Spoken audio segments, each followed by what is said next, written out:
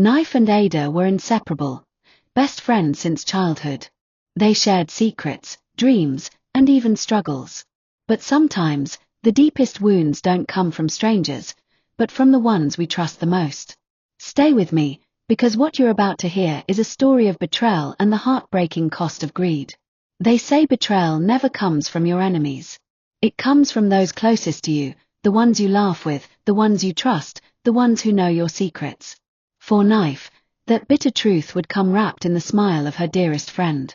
What began as an unbreakable bond of sisterhood would one day turn into heartbreak so sharp, she wondered if she would ever love or trust again.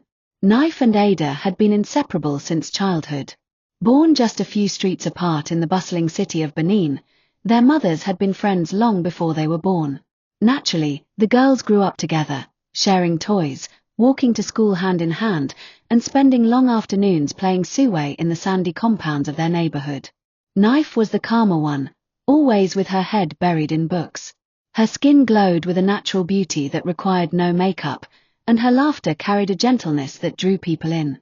Ada, on the other hand, was fire. She was outspoken, bold, and dramatic. She loved to be seen, to be admired, and she always had a flair for the extravagant, even from a young age. Despite their differences, the two girls balanced each other perfectly. Where Ada was wild, Nife was steady.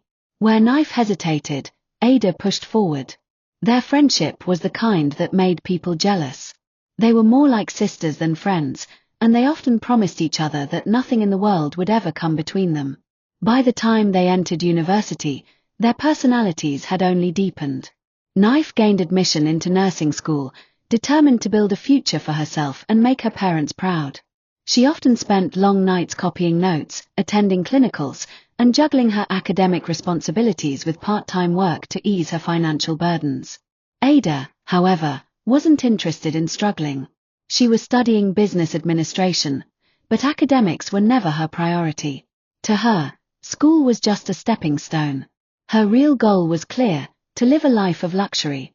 She often said with a laugh, "Forget love, my sister. Love cannot pay bills. Me, I must marry a millionaire." Nife would usually chuckle at her friend's boldness, brushing it off as mere talk. She believed Ada was joking, exaggerating like she always did. What she didn't know was that Ada's words were not jokes, they were vows. Evenings were their sacred time. After school, they often met under the large mango tree near their hostel. There, they would sit on a worn bench, peeling roasted corn or sipping pure water, while talking about their lives. Nife often shared her dreams of finishing school, becoming a respected nurse, and marrying a man who loved her for who she was. Ada would roll her eyes and say, "All these your dreams are too small. Why struggle when you can just marry a man who has already made it? You think I want to suffer? Never." Though they didn't always agree, they always laughed it off. Nife cherished these moments because, despite their differences, Ada was her best friend, the one person she trusted completely. But even the strongest walls can develop cracks. And the first crack in their friendship came in the form of envy. Ada had always noticed how people were drawn to Nife. Men admired her natural beauty, lecturers respected her diligence, and friends trusted her kindness. Even though Ada was the flashier one, it was Nife who often captured people's hearts without even trying. At first, Ada brushed it off, telling herself she was still the prettier one, the bolder one, the one who would live a better life. But slowly, a quiet resentment began to grow in her heart. One evening, as they sat under the mango tree, Nife was laughing so freely at something a fellow student had said. Ada looked at her friend's glowing face in the golden sunset, and for the first time, she felt a pang of jealousy so sharp, she had to look away. She didn't understand it fully then, but it was the beginning of something dark, something that would one day destroy their bond. One rainy evening, after narrowly escaping a sudden downpour, the two girls huddled together in their small room, dripping wet and shivering. Laughing, they promised each other once again that no matter what happened in life, no man, no money, no situation, would ever separate them. Ada, with a mischievous grin, said, "Even if Dangote himself comes to marry you, you better not forget me." And Nife, with a smile, replied, "You are my sister. Nothing can ever come between us." Those words lingered in the air, heavy with irony. For one day, it would not be Dangote, but Ada herself, who would test that promise. Friendship is like glass, beautiful, strong, but fragile. Nife never imagined that her best friend, the one who knew all her secrets, would one day be the one to break her heart. But destiny was already in motion. The stage was being set for the entrance of someone who would change their lives forever. His name was Tobi. Tobi was the kind of man who could command attention without saying a word. Tall, with broad shoulders and a calm presence, he carried himself with quiet confidence. His well-groomed beard framed a smile that was both gentle and reassuring. Unlike most young men in the city, Tobi didn't flaunt wealth or chase attention. He drove a modest car, wore simple clothes, and avoided unnecessary drama. What few people knew was that beneath his simplicity, he was the heir to his father's company, already a millionaire in his own right. But money wasn't what defined him. What set Tobi apart was his character, kind, respectful, and deeply grounded. Nife first met Tobi during one of her clinical rotations at St. Philomena Hospital. She had been rushing through the hallway, balancing a tray of instruments, when she bumped into him. The tray wobbled, and before it could crash to the floor, Tobi's strong hands reached out and steadied it. "Careful," he said softly, his voice calm yet commanding. Nife looked up, startled, and found herself staring into his warm eyes. She muttered a quick thank you, embarrassed at her clumsiness, and hurried away. For her, it was just another encounter in her busy day. For Tobi, it was the beginning of curiosity. Who was this graceful, soft-spoken young woman with determination written all over her face? Fate seemed determined to bring them together. Days later, they crossed paths again when Tobi came to the hospital to visit a relative. This time, they exchanged more than just a glance. They spoke, short, polite words at first, then longer conversations that flowed with ease. Tobi admired Nife's dedication to her studies, her humility, and the way she treated everyone with kindness, regardless of status. Nife, on the other hand, was drawn to his calm strength. Unlike most men who boasted about money or possessions, Tobi listened more than he spoke. Soon, their meetings became intentional. Tobi would wait by the hospital gate just to walk her home, and Nife found herself looking forward to those quiet moments when the noise of the world faded, and it was just the two of them. It didn't take long before Ada noticed the change in her best friend. Nife's laughter was softer, her smiles more frequent, her eyes glowing in ways Ada had never seen before.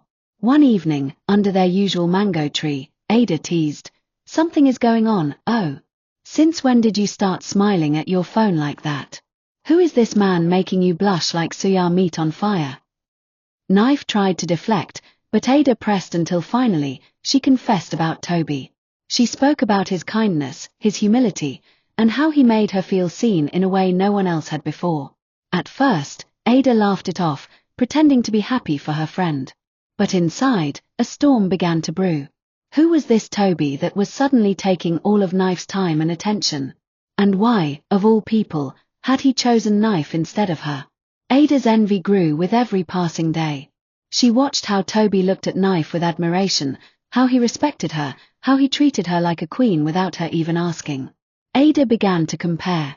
She thought of the men in her own life, flashy boys who spent money today and disappeared tomorrow, men who treated relationships like games. None of them matched the stability Tobi offered. The more she saw him, the more she wanted him. But Ada didn't want him for love. She wanted him for what he represented: security, wealth, and the kind of lifestyle she had always dreamed of. One afternoon, when Nife was out on hospital duty, Ada accidentally ran into Tobi near a cafe.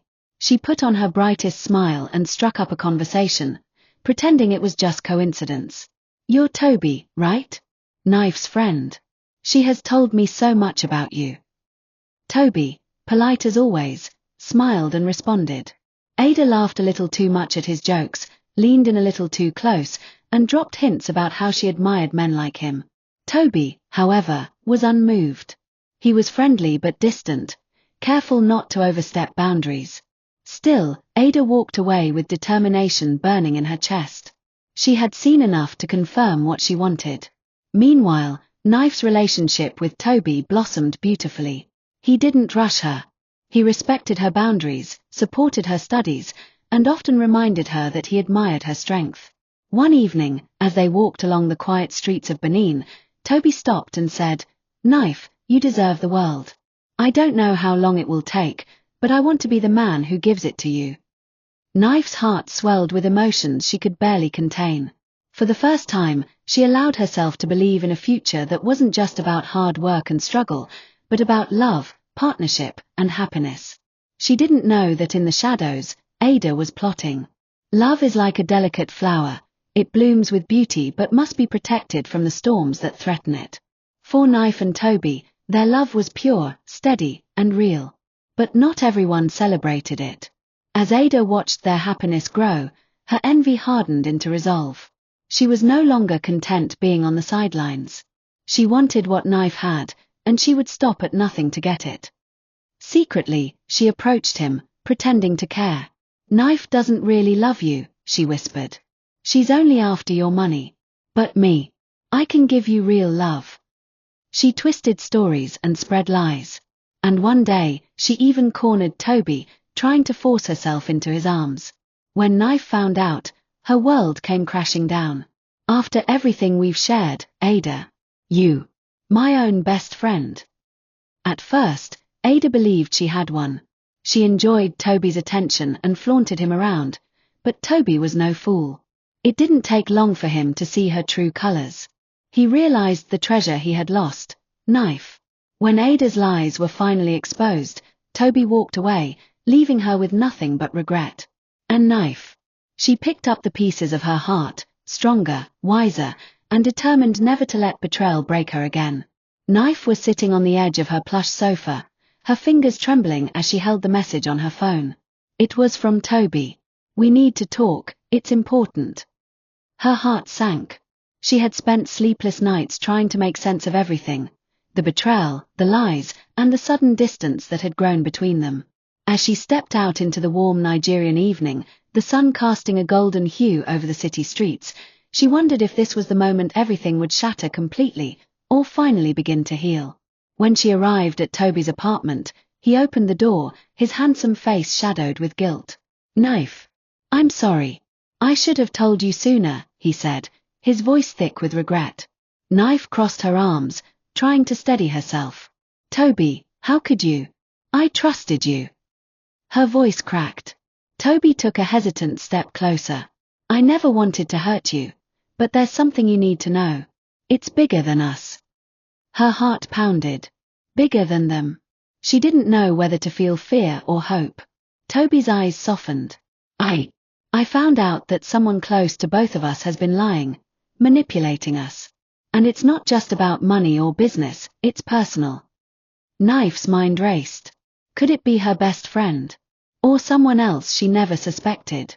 Tobi reached for her hand, but she pulled back, unsure if she could trust him, or herself, again. "Why should I believe you?" she whispered. "Because I'm ready to fight for us," he said, his eyes locking onto hers with a sincerity that made her chest ache. For a moment, the bustling city outside faded. All that existed was the fragile thread of trust, and the dangerous secret that could either destroy them or finally bring them together.